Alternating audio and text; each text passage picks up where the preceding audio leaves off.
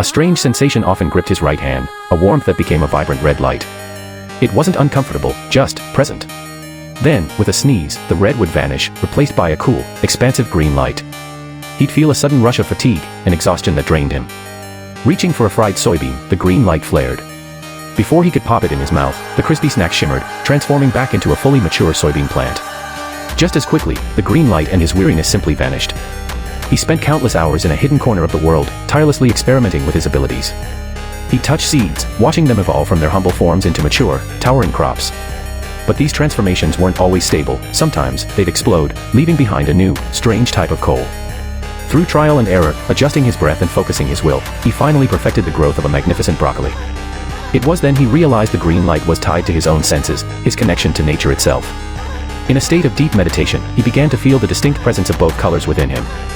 He pushed, trying to activate the red light consciously.